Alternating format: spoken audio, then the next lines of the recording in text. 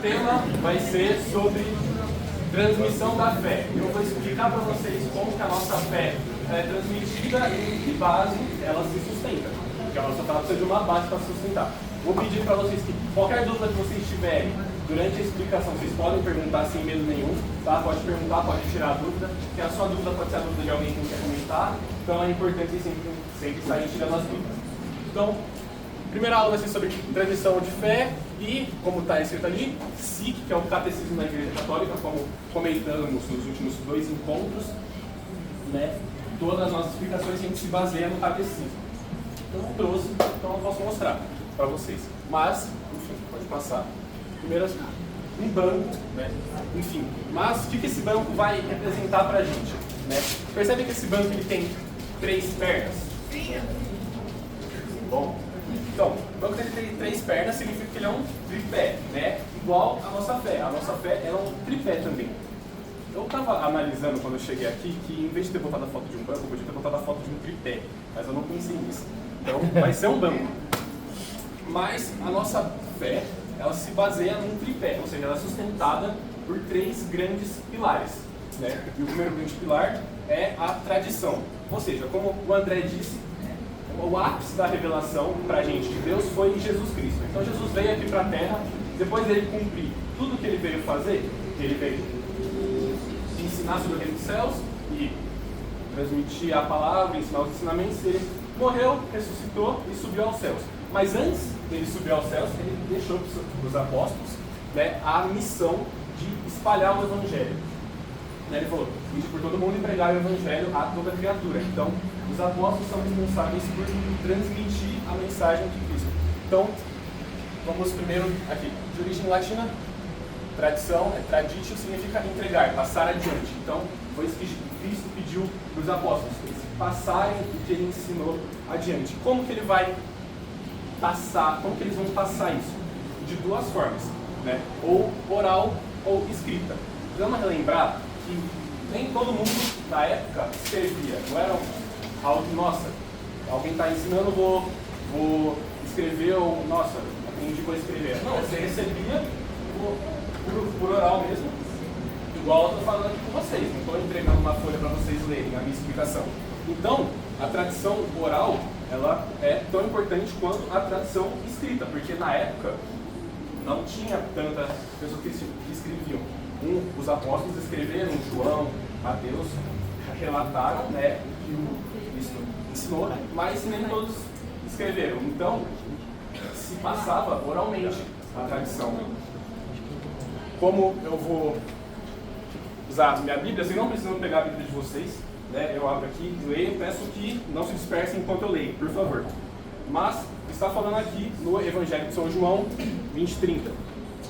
Fez Jesus, na presença dos seus discípulos, ainda muitos outros milagres que não estão escritos neste livro, mas estes foram escritos para que creiais que Jesus é o Cristo, o Filho de Deus, e para que crendo tenhais a vida eterna.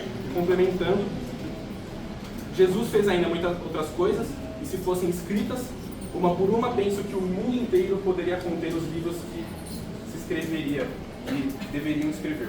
Ou seja, o próprio apóstolo João diz para a gente na Bíblia que não está tudo lá. Ele escreveu isso, ele falou, não está tudo aqui. O que a gente colocou nesse livro foi o essencial, foi o principal para que a gente tenha fé, para que a gente se alimente da palavra de Deus e para que a gente consiga entender, mas não é para descartar a tradição oral, porque, como ele mesmo disse, está escrito o que Cristo falou, mas o principal, o necessário para a gente entender, o principal para a gente ter a fé, entendeu? E eu vou pegar a outra passagem, que é a segunda carta de São Paulo aos Tessalonicenses, que ele fala assim: assim, pois, irmãos, ficai firmes e conservai os ensinamentos que de nós aprendeste, seja por palavras ou por nossas cartas. Ou seja, mais uma passagem na própria Bíblia, né, que está relatando que não existe tudo que Cristo ensinou na Bíblia. Ou seja, a tradição oral ela é extremamente importante, assim como a tradição escrita. Então, algumas coisas não estão na Bíblia, mas que nós acreditamos, né, por causa justamente da tradição oral. E para não se acabar ali, os apóstolos fizeram a sucessão apostólica, ou seja, eles foram instituindo novas pessoas. Então, eles ensinavam alguém, um grupo, e selecionavam alguém do grupo, claro, depois de muita oração, conversa, eles escolhiam alguém responsável para guardar a fé, para transmitir a fé para novas pessoas, e assim foi se fazendo a tradição apostólica, né, a sucessão apostólica. Sendo que os apóstolos foram os primeiros bispos, né, Cristo deu autoridade para eles de celebrar a Eucaristia, que é a missa, deu autoridade para perdoar pecados, e eles foram passando isso adiante. Né. Falando do segundo tripé importantíssimo, é a Bíblia. Aqui eu vou fazer uma comparação porque nós acreditamos no tripé, que é tradição, como vimos, Bíblia aqui, e magistério, que eu vou falar depois de comentar da Bíblia. Né? Mas os evangélicos, eles acreditam só apenas na Bíblia. Né? Isso é digamos que um erro, porque, como acabamos de ver, a própria Bíblia fala que nem tudo está lá. Então, eles, falando que eles acreditam num só tripé, se pendurando sobre só um pilar, eles apagam tudo que a tradição fez, tudo que o magistério da igreja fez. Sendo que sem a tradição e sem o magistério não poderia ter a Bíblia, porque foi o magistério que, como eu vou explicar aqui ainda, mas foi o magistério que reconheceu os livros, foi o magistério que juntou os livros, que decidiu qual livro entrava ou não, enfim, certo? Né? Primeiramente explicando como que é o cânon da Bíblia, como que a Bíblia é montada. Temos 46 livros no Antigo Testamento, 27 livros no Novo Testamento, totalizando 73 livros, ou seja, a nossa Bíblia ela tem 73 livros, diferente da Bíblia evangélica, que eles têm apenas 66. Eles retiraram alguns livros do Antigo Testamento, porque eu não faço ideia do porquê que foi feito isso, porque não tem motivo algum para eles terem feito isso, mas enfim, foi retirada. E, enfim, essa é as principais diferenças, né, da nossa religião católica e da religião evangélica. Né? A gente acredita no tripé da igreja e eles acreditam apenas na Bíblia. E a nossa Bíblia completa, né, tem os 73 livros e a deles tem 66 apenas, tirando alguns livros. Né? Até agora, alguma dúvida? Estou entendendo tudo direitinho? Sim? Não? Sim. Perfeito. Vai passar? Pode. Né? Primeiramente, como eu disse, Deus é o autor principal das Sagradas Escrituras. Acontece, para a Bíblia ela ser montada, alguém teve que escrever. Só que não era alguém que escreveu qualquer coisa, não era alguém que escreveu qualquer bobagem. Então, Deus precisou inspirar essas pessoas para que elas pudessem escrever conforme que Ele queria que a mensagem fosse passada. Então, por isso que a gente fala que Deus é o principal autor, porque Ele inspirou as pessoas para que elas escrevessem como era para ser transmitido. Né? Ele inspirou os livros sagrados, conservou os escritos e inspirou a igreja, que é o magistério, a reconhecer esses livros. A igreja que juntou todos esses livros no que é hoje, o que é a Bíblia, né? Que a gente tem aqui. É a igreja que juntou. Né? Cristo inspirou a igreja a reconhecer quais eram os livros inspirados pelo Espírito Santo e quais não eram. Né? Visto que Deus inspirou a Bíblia, toda a Bíblia é cristocêntrica, ou seja, tanto no Novo Testamento como no Antigo Testamento, ela vai estar falando da maior revelação que temos, que é Cristo. Por isso que ela é cristocêntrica, porque no Antigo Testamento a gente tem descendência do judaísmo, né? Todo mundo, creio que a grande maioria sabe disso, mas se não, a gente tem essa descendência do judaísmo. E os judeus, eles esperavam a vinda de um Messias. Jesus foi esse Messias. Então, por isso que a gente fala que a Bíblia é cristocêntrica, porque no Antigo Testamento eles estavam esperando a chegada do grande Messias e no Novo Testamento é Cristo se revelando. Acontece que os judeus não acreditam que Jesus seja o Messias. Né? Enfim, aqui está falando, as Sagradas Escrituras ensinam a verdade, não significa que vai estar escrito de forma histórica ou científica. O que está falando aqui? Que a Bíblia, ela transmite a verdade, né? Ela vai trazer o que a gente precisa como verdade de fé. Só que não necessariamente ela vai estar escrito como se fosse um fato histórico ou científico corretamente. Vou usar exemplo aqui. Eu vou ser inspirado a escrever o começo da Bíblia, Gênesis. E Deus vai me inspirar e Ele quer que eu fale que Deus criou a Terra, criou o universo, criou o homem, os animais, e que a gente vivia em graça, porém pecamos. Como que eu vou escrever isso? Como que eu vou transmitir isso? A gente sabe que em Gênesis está lá. No começo a terra era de forma vazia, e Deus foi moldando, criou e foi criando, e Deus criou o mundo em 7 dias. Foi exatamente assim? Não foi, foi uma narrativa usada para eu transmitir a verdade, que Deus criou tudo, e criou a nós e nós pecamos, mas foi a forma usada para transmitir essa mensagem. Como o André ele recapitulou para a gente, a fé e a razão elas andam juntas, elas não andam separadas. Então, a própria teoria do Big Bang, né, que é aceita pela comunidade científica, a própria teoria do Big Bang foi criada por um padre. Um padre estudou e criou a teoria do Big Bang. Então, a fé e a razão elas caminham lado a lado, elas não são separadas, não é uma oposta à outra, porque as duas caminham retamente juntas, né, de mãos dadas. As Sagradas Escrituras têm 2 sentidos quando a gente vai ler elas: o sentido literal e o sentido espiritual. Isso é importante porque de um mesmo versículo a gente consegue extrair vários ensinamentos, né? Isso é muito importante. Então, vou pegar um versículo aqui, deixa eu ver. Esse aí. Fala aí. De andar sobre água, por exemplo. Explica. Ah, para explicar? Ah, meu Deus do céu. Quem que falou o quê? A parábola do homem Bom. Aí você explica do homem rico, precisa ser explicado mais. Não sei o homem rico completo, vou explicar aqui, eu sei, gente. A que eu escolhi foi a das bodas de Caná, o primeiro milagre que Jesus realizou. Jesus foi o primeiro milagre, que é as bodas de Caná, que ele transformou água em vinho, todo mundo conhece, né? Qual que é o sentido literal dessa passagem? Ele veio, Nossa Senhora falou, ó, estamos sem vinho, ele falou, não é minha hora, ela falou, é sua hora, ele falou, tá bom, é minha hora.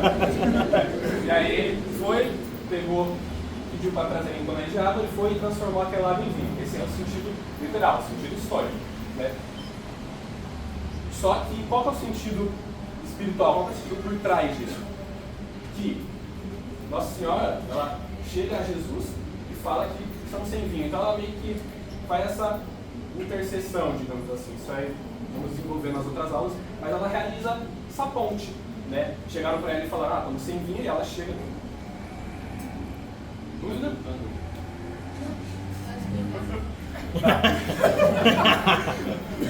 Enfim, ela chega e ela faz essa ponte, né? Então o que a gente pode tirar disso? Que a gente pode pedir a ajuda de Nossa Senhora e entregar nossas orações para Jesus. Então ela realiza essa ação de levar a Jesus às nossas orações. E o que significa a transformação de água em vinho? Ele pega a nossa oração, nosso pedido, que é uma água. A água não tem gosto, não tem cor, não tem nada. A água simplesmente nada e transforma em vinho, algo doce, algo gostoso, algo com cor.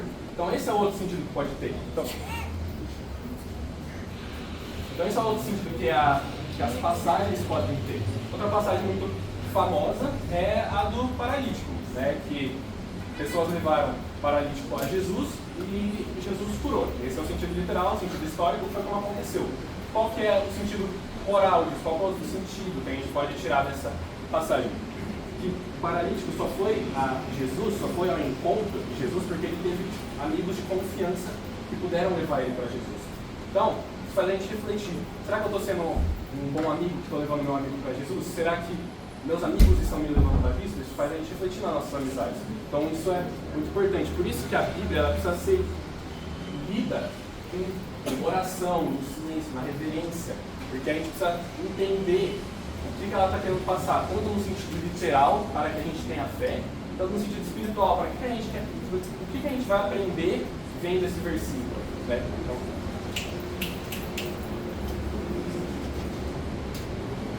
passou nem. Então, como eu disse, ler com reverência e oração, né? Porque, como eu disse, Deus é o principal autor da Bíblia, ele que inspirou. Então, a Bíblia é a própria palavra de Deus. Então, a gente lê a Bíblia é como conversar com Deus. Ele está transmitindo os ensinamentos para a gente a partir do livro. né? A Bíblia é um alimento para a nossa alma, ela é extremamente importante, por isso que é necessário que a gente pratique a leitura da Bíblia, por isso que é importante que a gente leia com calma, tentando entender, se não conseguir entender, procurar entender o que está falando, né? Por isso que ela proporciona um crescimento espiritual gigantesco. E também a Bíblia serve para a gente conhecer a vida de quem é o modelo de vida por excelência, ou seja, Jesus, né? Os evangelhos. O que foi isso? O Kelvin. Tá bom. A Bíblia ela serve para a gente ler e aprender, porque ali estão passando todos os ensinamentos que os apóstolos tiveram e eles entregaram a gente nos evangelhos, né? E lendo os evangelhos a gente vai ver como que Jesus agia, como que Jesus pede para a gente agir, né? Então, por isso que é extremamente importante assim, a gente ler a Bíblia. Não quero que vocês pensem que mas nem tudo está na Bíblia, então a Bíblia não é tão importante. A Bíblia é extremamente importante, porque como eu disse, foi o necessário para a gente ter fé. Os 3 pilares, eles não são de tamanhos diferentes, são 3 pilares iguais. Essa mesa aqui, para ela ficar firme, ela precisa ter os 2 pés iguais. Se esse pé fosse menor, a mesa ia ser caída, ia ser bamba, né? Então, os 3 pilares são de extrema importância, os 3. Então, um não é mais importante que o outro. Um complementa o outro. Esse é o mais importante, né? A tradição, ela completa o que não está escrito na Bíblia. Então, por isso que a tradição e a Bíblia são de extrema importância, elas caminham juntas, né? Não pensem que não está na Bíblia, enfim, nem tudo está na Bíblia, então por que eu vou ler? Não está todos os ensinamentos lá, mas vai ensinado, tá? O principal que a gente precisa estar aqui, todos os ensinamentos necessários que a gente precisa estar aqui, mas existem alguns outros ensinamentos que não estão. Não é porque que não está na Bíblia que não foi inspirado pelo Espírito Santo, né? Tudo que está na Bíblia foi inspirado pelo Espírito Santo, mas nem tudo que foi inspirado pelo Espírito Santo está na Bíblia. Para alguém pegar isso? Então é de extrema importância, né, seguir a tradição da Bíblia e ler a Bíblia, né? Porque, por exemplo, a própria missa, como a missa é feita hoje, chega, procissão, ato penitencial, tudo não está escrito na Bíblia, faça a missa desse jeito. Não, isso foi da tradição da igreja passando para a gente montar como é hoje, né, a missa, enfim, várias outras coisas. Alguma dúvida? Spoiler. Spoiler? Magistério da igreja. Enfim, passa. O magistério da igreja é composto pelos bispos em comunhão com o Papa. Isso é de extrema importância, né? Um não pode estar de desavença com o outro. Visto que o Papa é o chefe, né, rapaziada? O Papa é o líder. Big Boss. É o Big Boss. Não tem como um bispo chegar e falar algo contra o Papa. Porque isso vai ser completamente errado. Porque o magistério é uma coisa só, são uma união. Então, um precisa estar de acordo com o outro, né? E eles são responsáveis por conservar e interpretar as tradições, né? Tanto a tradição como a Bíblia.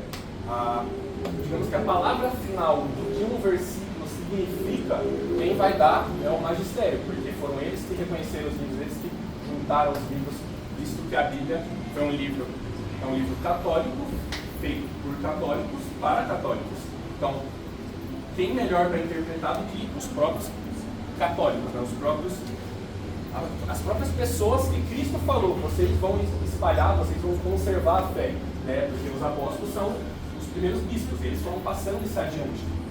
Então, quem melhor para interpretar a Bíblia e a tradição do que os bispos que são de descendência dos apóstolos, né? E eles devem estar em comunhão com as Sagradas Escrituras, não só com as Sagradas Escrituras, mas com a tradição da igreja, né? Porque uma coisa não pode estar de desavença com a outra, porque senão está errado. Não tem como um padre chegar e falar algo completamente contrário ao que a Bíblia claramente diz, né? Então não tem essa desavença, não existe. Os 3 caminham juntas, como eu falei, um pilar complementa o outro. Os 3 seguram a mesma base e têm o mesmo tamanho, né? Então, esse é o principal ponto. Como... Não, volta aí. Sorry. Alguém sabe o que é dogma? A Luana falou que sabe ali, ó. Sabe, Luana? Fala aí. Fala, Lu. Fala aí. Alguém sabe? Alguém que não sabe, por favor, porque quem sabe... O André sabe. Eu não sei. Não, Aqui, entendeu? a Pietra Fala aí, Luana. Você levantou o dedo. Explica do seu jeito. Quem nunca ouviu a palavra dogma? Levanta o braço. Ah, quem nunca não sabe o que é dogma? Tá. Algum palpite? Alguém que não saiba? Fala.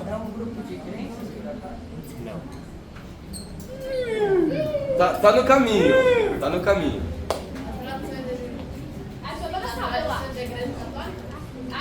Impressões? Tá chegando. Aí. Não, você não. Nossa! Fala. Leis foram impostas. Pessoal, Pode estar falando. Beleza. Dogma, como Cristo deu aos apóstolos a autoridade de comandar a igreja, comandar a fé e as verdades de fé, e eles são responsáveis por interpretar a tradição e dizer o que é verdade ou não é, a igreja, ela tem a capacidade de proclamar um dogma. Um dogma, depois de muito estudo, reuniões, vão conversar, vão decidir, o Papa vai e proclama um dogma. Um dogma é uma verdade incontestável de fé.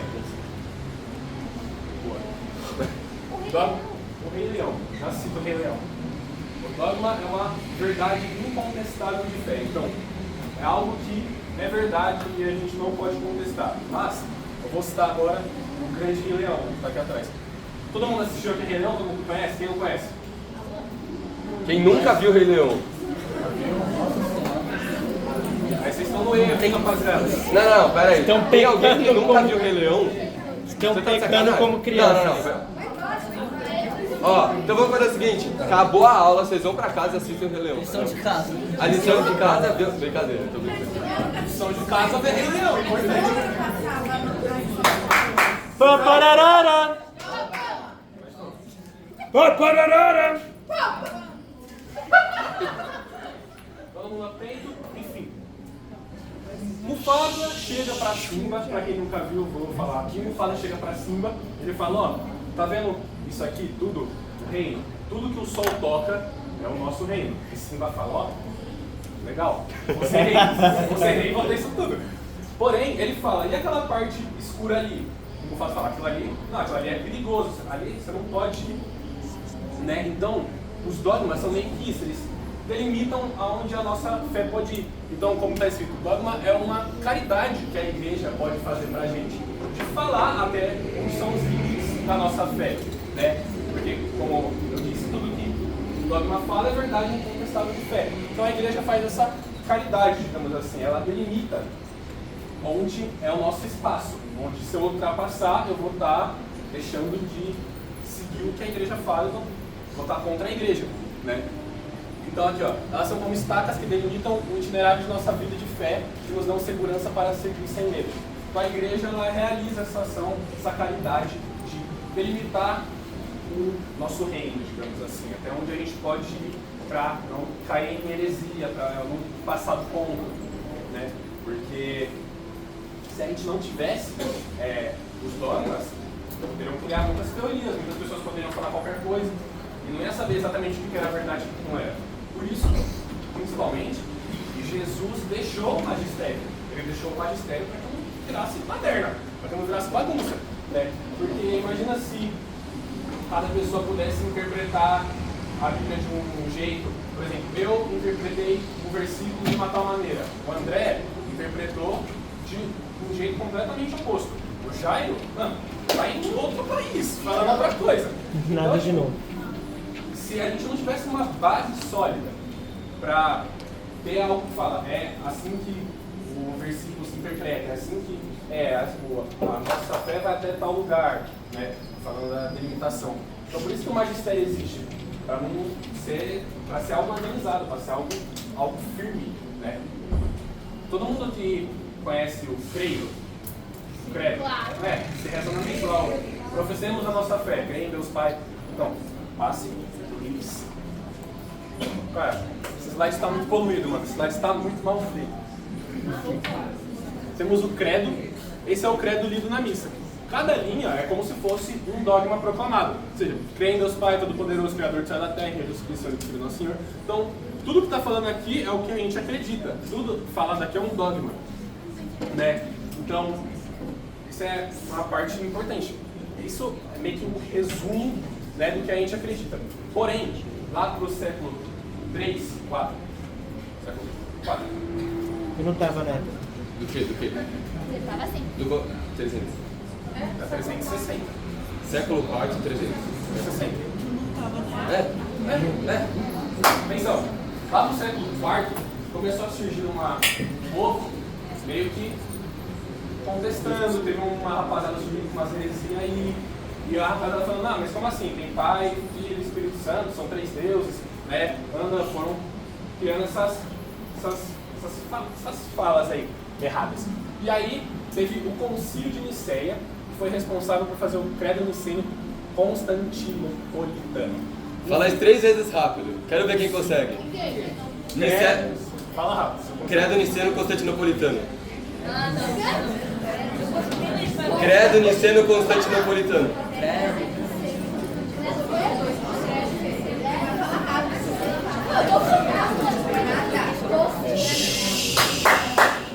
Enfim. E aí criaram esse concílio de Nicéia, né? A igreja se reuniu e falou, ó, vamos criar um credo, porque esse aqui é o credo apostólico, né? O que os apóstolos transmitiram e que os apóstolos acreditaram.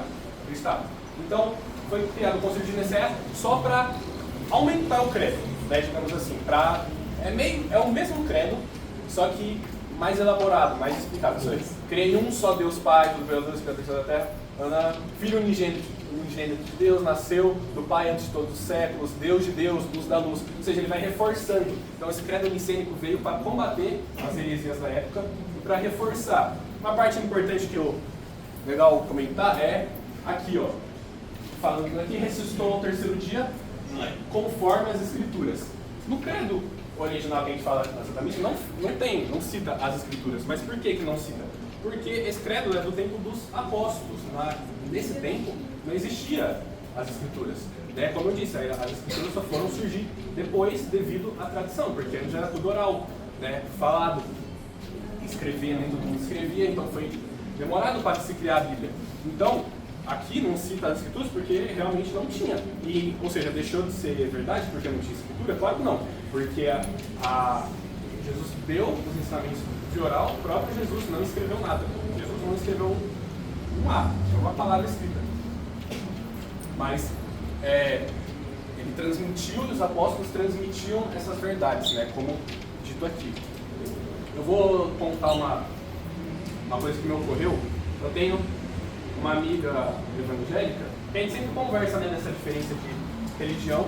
Eu estava comentando com ela sobre algo que acontece na igreja, que a gente vai comentar futuramente, são milagres eucarísticos, né?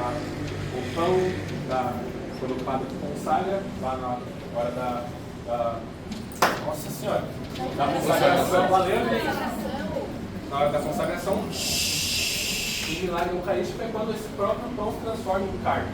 Ou ele começa a sangrar, enfim, pode acontecer diversas coisas. Eu comentei com ela disso. Mano, como é que vocês explicam os milagres eucarísticos? Eles existem, tá na história da igreja. Aí ela me vira e fala, mas isso não está na Bíblia. Eu falei, ué, falou, esse milagre não está na Bíblia. Eu falei, de fato não está na Bíblia. Mas não precisa estar na Bíblia, porque a tradição da igreja permite que nós realizemos a missa. E só porque um milagre não está escrito na Bíblia, não acontece, isso não tem o maior sentido, não tem lógica nenhuma. Né? Ou o próprio dogma, um dogma da igreja, é o dogma da Assunção de Nossa Senhora. Nossa Senhora subiu aos céus de corpo e alma. Isso é um dogma que a igreja proclamou. Só que não está na Bíblia. Então, deixou de estar?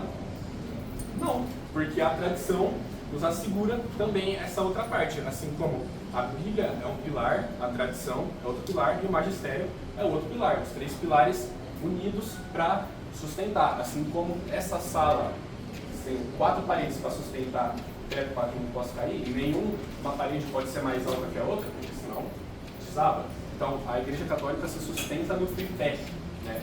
O principal feedback são Bíblia, tradição e magistério, os três têm a mesma importância e o mesmo tamanho. Nenhum tripé é maior, não, tripé. Nenhuma base é maior do que a outra, porque os três têm os pesos iguais. Vira e mexe, a gente encontra gente na internet falando que os católicos, a Bíblia não é tão importante, os católicos não leem a Bíblia. Claro que a gente lê a Bíblia, como eu disse, é de extrema importância, é alimento da nossa alma, é a palavra viva de Deus. Deus inspirou os livros sagrados. Só que a gente também tem a tradição, que a Bíblia só existe por causa da tradição. Então, quando eu vejo vídeo de pessoas aleatórias falando, os católicos, a Bíblia não é tão importante, acreditam mais no que a igreja fala do que, ou na própria tradição, do que a Bíblia fala. Claro que nós, como eu disse, os três pilares são iguais, não tem discrepância nenhuma desses três pilares, os três têm o mesmo tamanho, a mesma força.